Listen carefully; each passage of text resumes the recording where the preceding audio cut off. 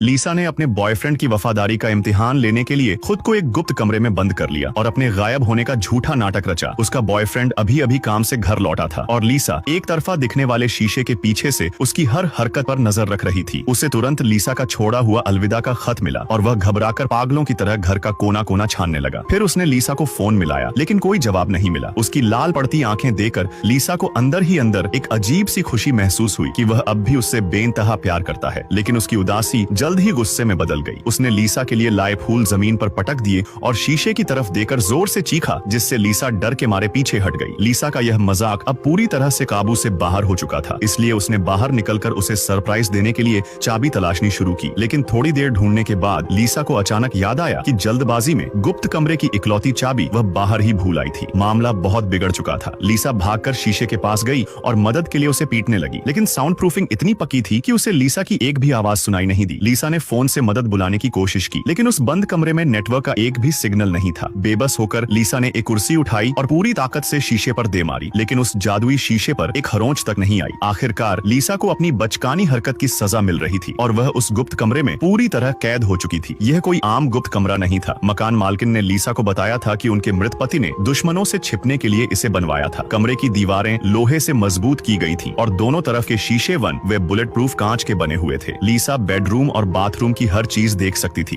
और स्पीकर सिर्फ एक तरफ काम करते थे, जिससे उसे बाहर की हर आवाज सुनाई देती थी। यह सब बताने के बाद वह मालकिन जर्मनी चली गई थी और अब पूरी दुनिया में किसी को नहीं पता था कि लीसा यहाँ अंदर बंद है। उस रात उसका बॉयफ्रेंड उसे हर जगह ढूंढने के बाद पस्त होकर घर लौटा। लीसा ठीक उसके सामने खड़ी थी, लेकिन वह उसे देख नहीं पा रहा था। उसे टूटकर रोते हुए देखकर लीसा का दिल अंदर से तार तार हो रहा था। उसने पुलिस में लीसा के गायब होने की रिपोर्ट दर्ज कराई, लेकिन पुलिस ने उसे घर पर रहकर जांच होने का इंतजार करने को कहा। इस दौरान लीसा गुप्त कमरे में कैद रहकर दिन रात दीवारों को खुरच कर तोड़ने की नाकाम कोशिश करती रही। भूख लगने पर लीसा एक्सपायर हो चुका खाना खाती और प्यास लगने पर बासी पानी पीकर गुजारा करती। कुछ दिनों बाद उसने लीसा का छोड़ा हुआ वीडियो देखा और नफरत से बोला, तुम्हें तुम्हारी नई जिंदगी मुबारक हो। कमेंट करो, पार्ट 2 वीडियो मिल जाएगी।